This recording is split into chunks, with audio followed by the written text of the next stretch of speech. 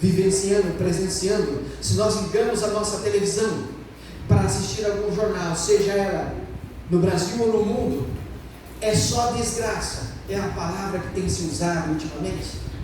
Você olha para o céu na iminência de repente de ver algo passando. Às vezes você, como cristão, você olha para o céu à noite e vê aquelas estrelas, na iminência de ver uma estrela caindo, e na sua mente talvez seja um anjo de Deus, para que possa trazer a você alívio, conforto. Quantas pessoas hoje no planeta tirarão as suas vidas? Talvez alguns não saibam, mas no planeta a cada segundo, quase 2 pessoas tiram a vida. É muitas pessoas que estão morrendo, mas a taxa de natalidade é um pouco maior que a taxa de mortalidade. E nós já chegamos a 8 milhões de pessoas. E é por isso que Jesus está dizendo: vinde a mim, meus filhos, recebereis o poder do Espírito Santo, assim como diz Atos 1, versículo 8, que virá sobre vós para seres minhas testemunhas. E é agora no fim dos tempos, aqui, Atos 1, versículo 8, Jesus está nos convidando, e o tempo todo convidando: recebereis o poder do Espírito Santo, que virá sobre vós para seres a minha testemunha. Jesus está nos convidando nesta manhã de sábado, para que nós sejamos testemunhas, para que nós possamos testificar de Jesus aonde quer que nós estivermos, seja em casa, no trabalho, na escola, na faculdade. Testemunhar, testificar. E havendo dito isso, João 20, versículo 22, e havendo dito isso, assoprou. Algumas palavras diz assoprou, outras diz soprou sobre eles e disse: recebam o Espírito Santo. E nós, como cristãos, mais do que nunca agora, precisamos permitir que o Espírito de Deus guie os nossos passos, nos conduza pelo caminho certo. Porquanto, Romanos 1,16, não me envergonhe do Evangelho, porque os Evangelhos de Deus é o que? É poder, e é que nós precisamos agora, no fim dos tempos, poder para as nossas vidas. E quando Atos 3, de 1 a 9, nos diz que Pedro e João estavam adentrando uma das portas de Jerusalém, a Bíblia chama ela de porta formosa. Então eles haviam caminhado com Jesus 3 anos e meio, eles haviam presenciado os milagres que Jesus havia feito, as visitas que Jesus havia feito, as crianças que estiveram com Jesus o tempo todo, eles presenciaram isso ao longo de 3 anos e meio. Jesus disse que teria que ir, porque se ele não fosse, não viria o Consolador. Agora esses homens eram poderosos e cheios do Espírito Santo, eles caminhavam por todos os lugares, e as pessoas queriam vê-los, porque sabiam que eram homens que não tinham dinheiro, mas eram poderosos, eram pessoas, homens e mulheres, que Jesus havia soprado sobre eles e disse: recebam, meus filhos, o Espírito de Deus. E quando Pedro e João estavam adentrando uma das portas, a porta formosa, a Bíblia narra a história que um homem pediu uma esmola. A Bíblia diz que ele estava condenado a viver o resto da vida, nascer com aquela enfermidade, aquela deformidade. Aquele homem pede uma esmola. Eu fico pensando na minha mente que quando ele pede aquela esmola, ele não olhava para Pedro nem para João, talvez envergonhado, sabe, irmão? Porque ele observava as pessoas ao redor, as crianças ao redor, brincando, correndo, e no sonho da mente daquele homem era poder caminhar como uma criança caminha, jogar um futebol, uma brincadeira que os jovens adventistas fazem sempre aos sábados, nas sociais. Na época que a gente era mais jovem, esse tempo atrás eu estive aqui numa social, a gente comeu pastel, algumas coisas para ajudar, não me lembro. Era o sonho daquele homem, mas ele não podia fazer, talvez querer trabalhar, mas ele não podia fazer. Então ele pede uma esmola. Eu me lembro que antes de eu estudar teologia, na cidade de Rolim de Moura, Rondônia, eu estava no velório de um homem conhecido como Chinelão. Fez muitos negócios na cidade, ficou rico, fez fortuna, mas era uma pessoa querida. Estava lotada a casa dele, e umas horas lugar, ele estava sentado com os 2 filhos dele e uma filha, só que a filha estava em outro lugar. E observei que na rua um cara parou com o carro na contramão e do outro lado estava o quartel da Polícia Militar. E eu pensei, mas é abusado, perto da Polícia Militar, no velório, ainda veio e para na contramão. E eu fiquei só observando. Na minha mente eu já havia condenado aquele cara pela atitude dele, como se eu fosse perfeito e não cometesse erros. E nós cometemos erros. Eu percebi que a porta abriu também e com uma mão ele pegou a perna e colocou para fora. Ele pegou a outra perna e colocou para fora. E eu comecei a entender o porquê que ele havia parado naquela forma. Ficar mais fácil para ele descer e ir até onde nós estávamos, porque da cintura para baixo já não movimentava mais. E quando eu cheguei no estado de Rondônia em 97, que eu sou do sul do Paraná, eu conheci aquele homem, depois nunca mais havia visto. E isso agora já era 2009, eu estava me preparando, faltavam 2 dias para eu viajar para a América Central, para Costa Rica, onde eu estudaria teologia. E aí ele chegou então e eu fiquei conversando com ele um tempo e eu me lembrei de quando eu havia chegado na cidade de Roraima, Rondônia. Então eu comecei a conversar com ele, isso já era aproximadamente meia-noite. Ele começou a contar a história dele, como ele havia ido para os Estados Unidos, como ele havia adquirido algumas coisas trabalhando, montou uma empresa lá. E lá então, ele prestava serviços de limpeza, jardinagem e muitas outras coisas na região onde ele estava nos Estados Unidos. E quando alguns brasileiros iam do Brasil para lá, muitas das vezes era de forma ilegal. Então ele dava emprego para as pessoas também, as pessoas ganhavam, e claro, ele ganhava muito. E lá as leis funcionam. Ele havia feito um seguro, tinha que fazer seguro, porque ele era dono da empresa, ele estava legal. E ele estava a uma certa altura por lá de fora, limpando o prédio, as janelas de um dos prédios, e o andaime dele soltou e ele caiu. Foi onde ele perdeu o movimento da cintura para baixo. Para resumir a história, estávamos conversando ali, então já era mais de meia-noite, e teve um momento que ele disse: se eu soubesse, na face da terra, porque ele havia recebido 19 milhões de indenização em reais hoje. Eu tenho ele no meu Facebook, ele disse: se eu soubesse, na face da terra, uma pessoa, um médico ou um especialista que me dissesse: se você me der os seus 19 milhões, eu faço você voltar a andar. Mas ele jamais encontraria. E aqui agora se depara com esses 2 homens na Porta Formosa. Então a Bíblia narra que Pedro diz: olhe para nós. Eu imagino então Pedro pegando a mão daquele homem, e aquele homem olhando para Pedro fixamente. Ele disse: filho, nós não temos dinheiro. E eram homens poderosos, olha o que vai acontecer. Ele disse: filho, nós não temos dinheiro, nós não temos ouro, nós não temos prata, mas uma coisa nós te damos, em nome do Senhor dos Exércitos. Disse ele: levanta e anda. A Bíblia menciona que imediatamente aquele homem levantou e começou a caminhar por aquela região. E aqui nós podemos ser pessoas poderosas. E nesse momento então é a vez que nós precisamos tomar as decisões das nossas vidas. Em João 7, 37 e 38 diz: ora, no seu último dia, o grande dia da festa, Jesus pôs-se em pé e clamou dizendo: se alguém tem sede, venha a mim e beba. Quem crê em mim, como diz as Escrituras, do seu interior correrão rios de água viva, fluirão rios de água viva, e tomarás da água viva que é o próprio Jesus. E é o que nós estamos precisando neste momento. Nós precisamos ir até Jesus. Em 1 Coríntios 1, versículo 9 diz: fiel é Deus pelo qual fosse chamados para a comunhão de seu Filho Jesus Cristo, quem? Nosso Senhor.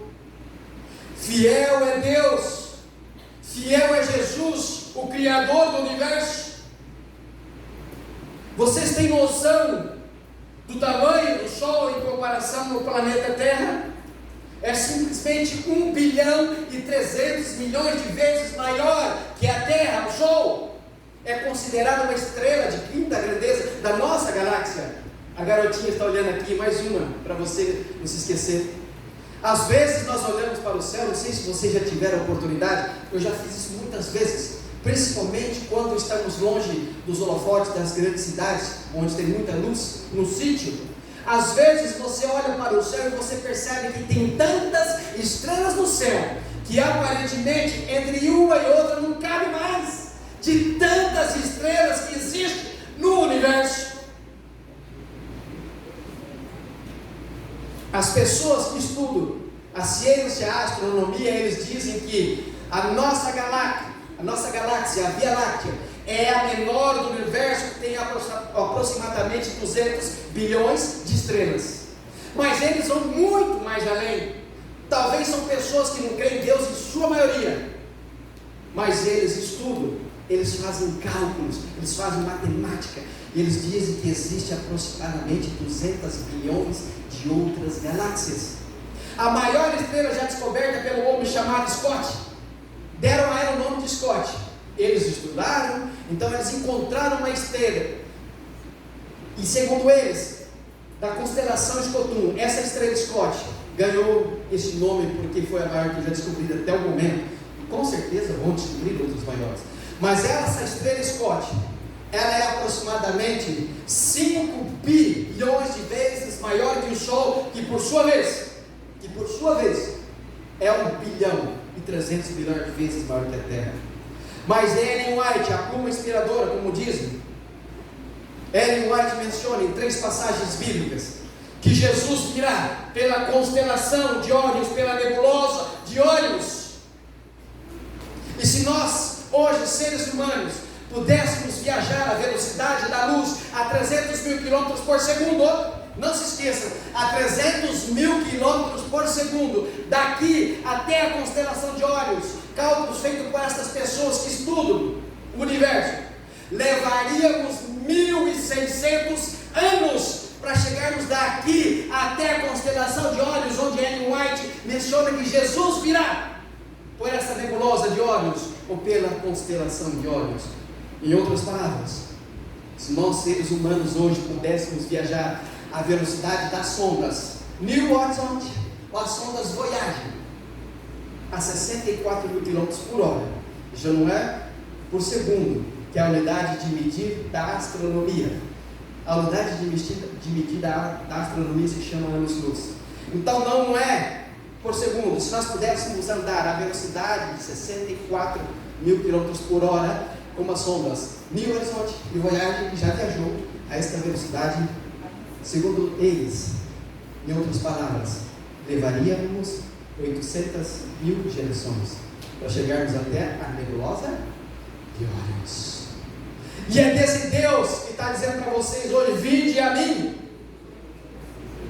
João 15, versículo 7 diz: se vós permaneceres em mim e as minhas palavras permaneceres em vós, pedi o que quiserdes e vos será feito. Mas eu vou levantar, amanhecer e vou pedir que Deus me dê um carro novo. É assim que Deus trabalha? Não. A igreja adventista do sétimo dia prega sobre a teologia da prosperidade? Não. Nós precisamos nos preparar e nos qualificar. Tem algumas pessoas que vão viver a vida inteira dando desculpas. Algumas outras pessoas vão viver a vida inteira dando resultados. Ou você é uma pessoa de desculpa, ou você é uma pessoa de resultados. Deus nos dá sabedoria e inteligência para que todos podemos chegar a algum lugar. Algumas pessoas vivem a vida inteira reclamando, mas não se preparam, não se qualificam para isso. Entrarei em comunhão contigo, é o que Jesus está dizendo. Se me buscardes, se vinde a mim, é o que Jesus nos está dizendo. Em Hebreus 7, versículo 25, ele nos diz: portanto, pode também salvar perfeitamente os que por ele se chegando a Deus, porquanto vive sempre para interceder por eles. Olha o que o livro de Hebreus 7, versículo 25 nos está dizendo. O finalzinho diz: porquanto vive sempre para interceder por cada um de nós. Não importa o que ficou para trás, o importante é de agora para frente, as decisões que eu tenho que tomar da agora para frente. Às vezes nós ficamos nos lamentando a vida inteira por coisas que nós não fizemos. Por um tempo eu lamentei a minha vida inteira pelo que eu havia feito no passado, isso porque eu nasci num colégio, num lar adventista, estudei em vários colégios adventistas, mas eu nunca quis dar sequência, muito menos estudar para me tornar um pastor. Por que eu não sou um pastor hoje distrital? Porque quando eu decidi estudar teologia, a minha idade já não permitia ser um pastor distrital no Brasil. E às vezes eu fico me comparando a Jonas, quando Jesus disse que ele tinha que ir para Nínive, e ele foi para Tarsis. Ele tinha quase 1000 quilômetros para poder andar, mas ele teve que dar uma volta de quase 4.000 quilômetros e terminar aonde Jesus tinha uma missão para ele. Jesus tem um plano, tem um projeto. Jesus tem uma missão para cada um de nós. Em João 3, versículo 36, ele diz: quem crê no Filho tem a vida eterna. Mas para isso nós precisamos crer no Filho. O que, porém, desobedece ao Filho não verá a vida, mas sobre ele permanece a ira de Deus. Então, se nós formos a Jesus, se nós crermos em Jesus, se nós confiarmos às pessoas a missão que Jesus nos disse que era ide e propagar o Evangelho, então nós seremos salvos. Eu quero ratificar aqui os irmãos dessa manhã de sábado, que nenhum de nós entraremos nas mansões celestiais se ao menos, Ellen White é clara sobre isso, se ao menos uma estrela que seja não formos ter em nossas coroas. Lá no céu todos terão uma coroa, lá no céu todos terão um novo nome. A Bíblia menciona uma pedra branca. No passado, no período de Jesus, quando ele esteve aqui na terra, quando havia um julgamento, se a pessoa fosse absorvida, era a pedrinha branca. Se colocava uma pedrinha branca, significava que a pessoa foi absorvida, mas quando colocava uma pedrinha negra, significava que a pessoa havia sido condenada. Vinde a mim, em 1 João 5, versículo 4, porque todo o que é nascido de Deus vence o mundo. Esta é a vitória que vence o mundo. A nossa o quê? A nossa fé. Nós precisamos ter fé, nós precisamos todo dia buscar a Jesus pela manhã. É a primeira coisa que nós devemos fazer. Se nós estamos na igreja a vida inteira, e se nós não temos essa atitude, se nós não tomamos essas decisões todos os dias pela manhã, buscar a Jesus primeiro, buscar o reino de Deus e toda a sua justiça primeiro, nada será mais importante na nossa vida ao longo dos nossos dias. Se nós não fazermos isso, significa que aos poucos um dos nossos pés vai estar fora da igreja, e em seguida vai os dois pés. Existem pessoas que oram, fazem um culto familiar, e ainda, quando algumas delas estão dormindo, elas estão de joelho, clamando a Deus, pedindo proteção para a família, os filhos, os netos, pelo casal, de uma forma geral. Romanos 8, versículo 37, mas em todas essas coisas somos mais que vencedores, por aquele que nos amou. Então a Bíblia nos está dizendo que nós seremos o quê? Seremos vencedores. Nós precisamos vencer o maligno. E em 1 João 2, versículo 14 diz: eu vos escrevi, jovens, porque sois fortes, e a palavra de Deus permanece em vós, e já vencestes o maligno. É o que Deus está dizendo nessa manhã. É claro, Romanos 3, 23 diz: todos pecaram e todos carecem da glória de Deus. Romanos 3, 10 diz que não existe um justo sequer, mas existe um diferencial nas vidas, nas pessoas das nossas vidas. Houve um momento em que um dos apóstolos de Jesus negou a Jesus, traiu a Jesus por algumas moedas. E quando nós lemos a história mais para frente, nós percebemos que aquela pessoa tirou a própria vida. Ninguém tem direito de tirar a própria vida, porque ninguém vem ao mundo por sua própria vontade. Mas ela tirou a própria vida.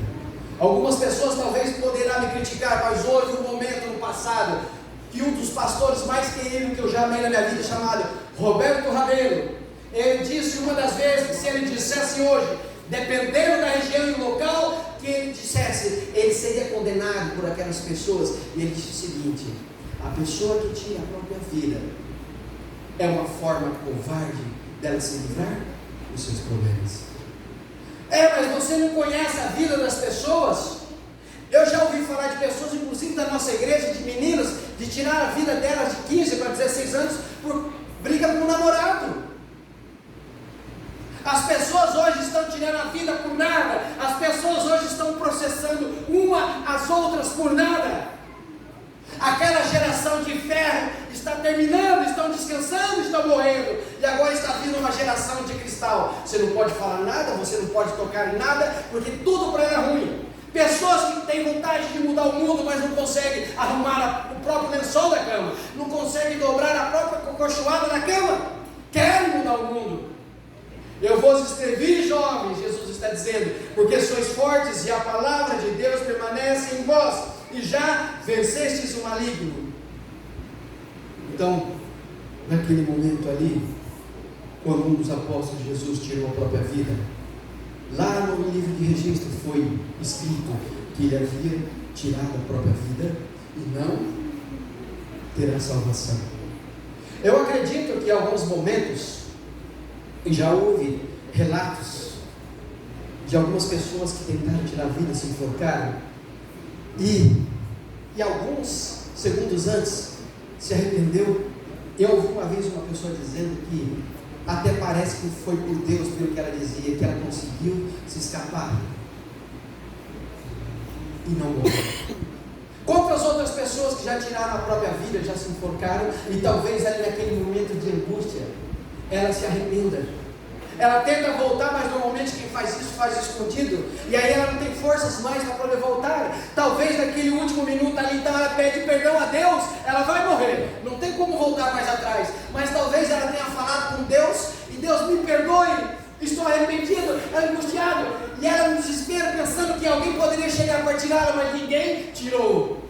E possivelmente esta pessoa também ganhará salvação, porque Deus é justo. A Bíblia fala que Deus é justiça. Mas houve um outro momento em que Jesus disse que antes que o galo cantasse, Pedro negaria Jesus por 3 vezes.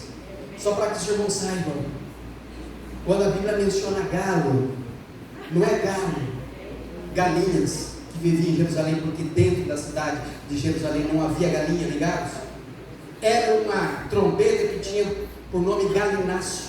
Quando antes de ser tocada aquela trombeta, Pedro negaria Jesus por 3 vezes. Negou a Jesus ou não? Sim ou não? Negou a Jesus. E ele disse que não negaria.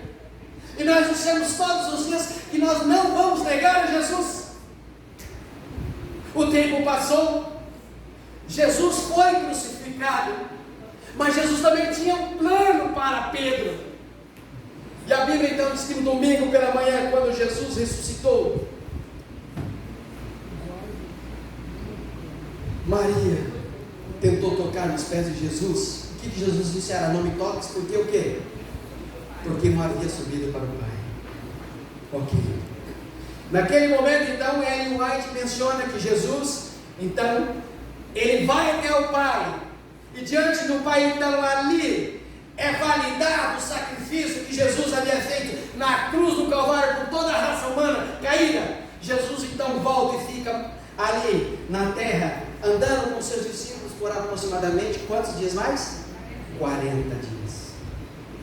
E uma destas conversas, e um desses momentos, das poucas aparições que Jesus havia feito, chegou um momento que os discípulos estavam pescando. Então Jesus chegou até as margens do rio e começou a assar uns peixinhos ali. E quando eles perceberam que era o próprio Jesus que estava lá, vieram correndo. Os motores daqueles barcos eram simplesmente os braços. Às vezes nós estamos angustiados e tentamos fazer algo muito depressa, mas não conseguimos. A Bíblia menciona que teve um que foi nadando para chegar mais rápido até onde Jesus estava. Mas Jesus tinha plano para aqueles que estavam ali naquele momento. E Jesus também tinha plano para Pedro, impetuoso. Assim como eu sei que eu também sou, eu preciso de mudar isso. Às vezes queria orar para que caísse fogo e consumisse as cidades. A Bíblia menciona sobre isso. Então Jesus, sabendo quem era Pedro e que ainda precisava de ser moldado completamente, eu fico imaginando então Jesus andando na beira da praia. Jesus chama Pedro, abraça Pedro e pergunta para Pedro ali, longe dos outros: Pedro, você me ama? E Pedro disse: eu te amo. Então Jesus disse: apacenta as minhas ovelhas. Mas ainda Jesus não dando por satisfeito, ainda andando, eu fico imaginando assim, Jesus abraçado talvez com Pedro, e pela segunda vez Jesus pergunta: Pedro, você me ama? Sim, Senhor, eu te amo. Então Jesus disse: apacenta as minhas ovelhas. E ainda andando ali na beira da praia, e pela terceira vez Jesus então talvez dá um apelo nele mais forte e diz: Pedro, você me ama? Ele não dimensiona então que Pedro olha para Jesus e sentiu, e entendeu o porquê que Jesus estava fazendo aquela pergunta a ele, porque lá atrás ele havia negado a Jesus 3 vezes, e agora, que com profunda tristeza, por haver feito o que havia feito, ele disse: Senhor, o Senhor sabe que eu te amo.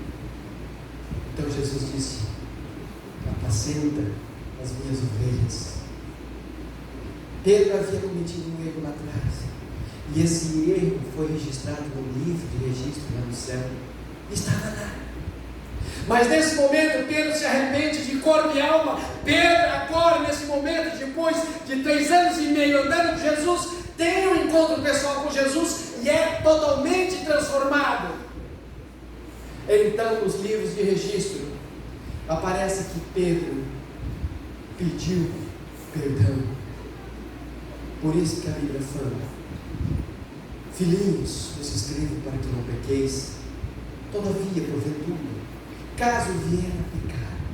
E isso só acontece com aquele que já se tornou espiritual, porque nós nascemos carnal, mas há um momento em nossas vidas que nós descemos as águas do tanque batismal, nos tornamos novas criaturas. A partir de então nós ganhamos o direito de ter um representante no céu, que é aquele Jesus Cristo, o único e nosso advogado.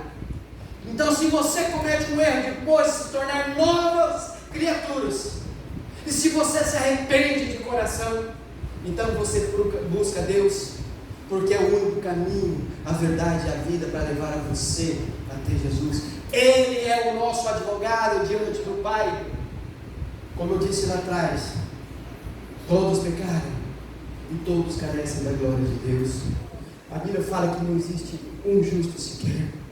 Mas haverá um momento, em 1 Coríntios 5, 15, 55 a 57, que nos diz, 1 Coríntios 15, 55 a 57, onde está a morte, a tua vitória?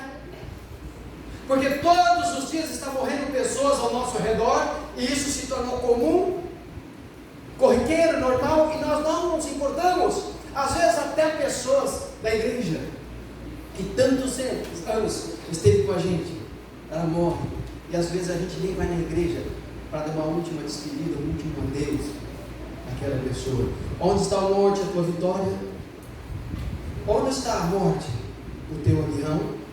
O aguilhão da morte é o pecado, e a força do pecado é a lei.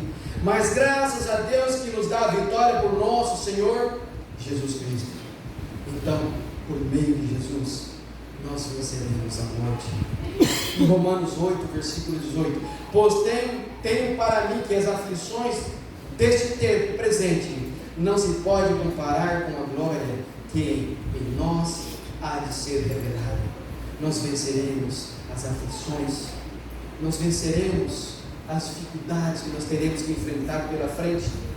No livro de Romanos 8, versículo 38 diz: porque estou certo que nem a morte, nem a vida, nem os anjos, nem principados, nem coisas presentes, nem futuras, nem potestades, nem a altura, nem a profundidade, nem qualquer outra criatura nos poderá separar do amor de Deus, que está em Cristo Jesus, o nosso Senhor. É isso que nós precisamos ter em mente. E quando nós vamos concluir, para que nós possamos entender, o livro de Mateus 11, 28 a 30 nos diz: vinde a mim, todos que estáis cansados e sobrecarregados, e eu vos aliviarei. Tomai sobre vós o meu jugo e aprendei de mim, que sou manso e humilde de coração, e achareis descanso para as vossas almas, porque o meu jugo é suave e o meu fardo é leve. E quando pela terceira vez Jesus perguntou a Pedro: você me ama? Pedro disse: Senhor, eu te amo. Jesus disse: apacenta as minhas ovelhas.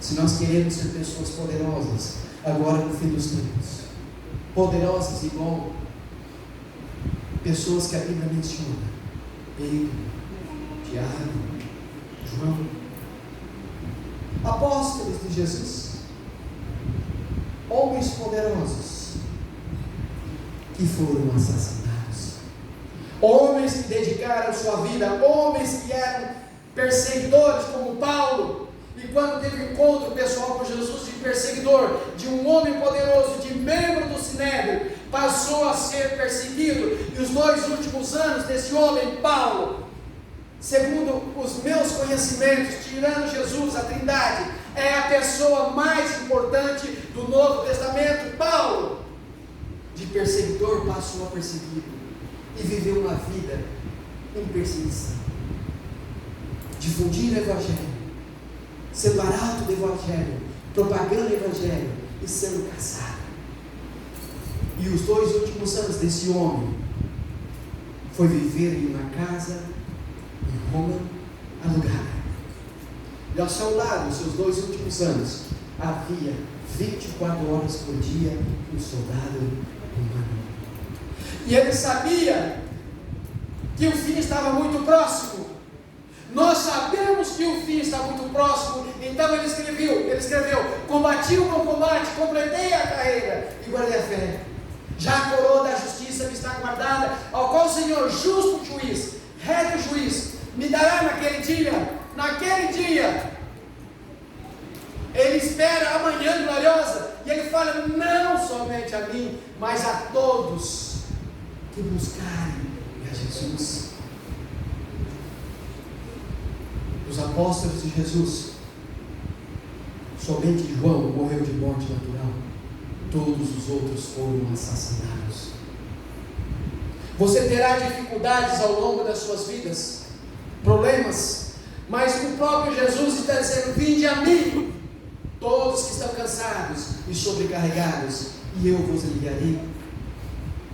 Nós sabemos da história de como o Coliseu foi construído, de como Jerusalém foi destruída, e a construção do Coliseu começou no ano 72 depois de Jesus.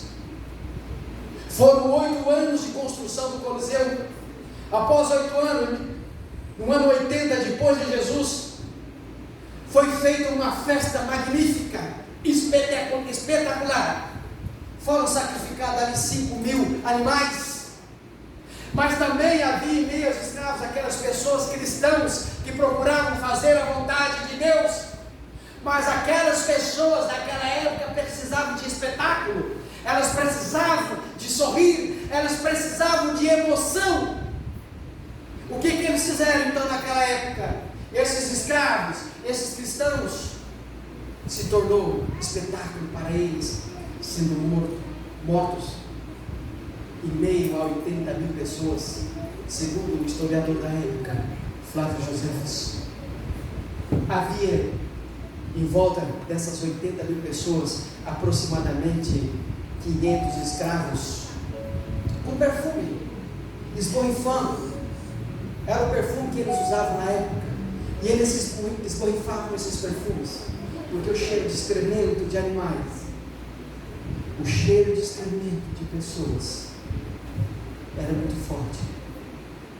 Eram pessoas que estavam morrendo por causa do Evangelho. Eram pessoas que dedicaram a vida a Deus, como veja aquele homem ali atrás, camisa preta, com a menininha no colo.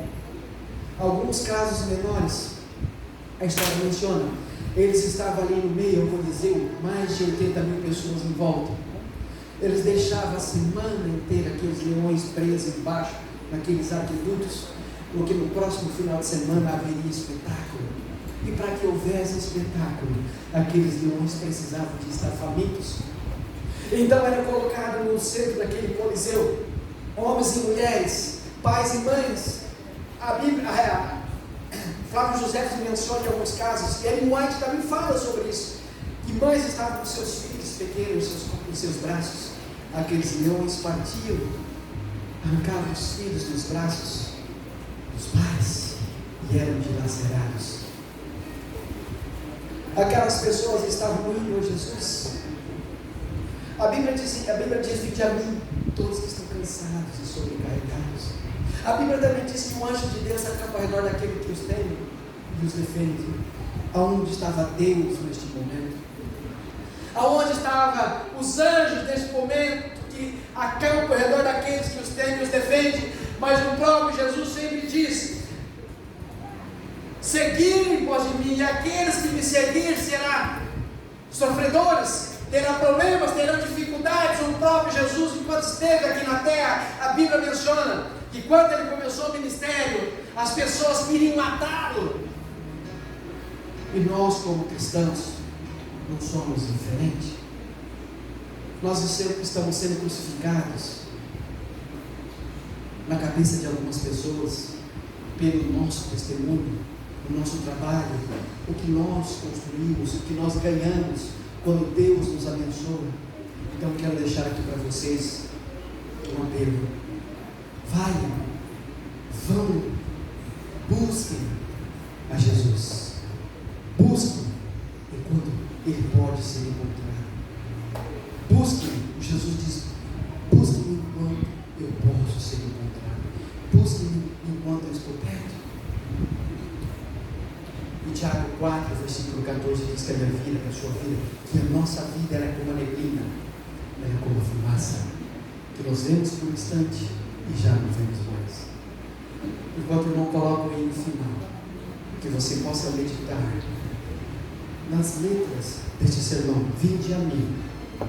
Não importa o que esteja acontecendo na sua vida, vai até Jesus enquanto Ele pode ser encontrado. Vamos nos colocar em pé e cantar no final.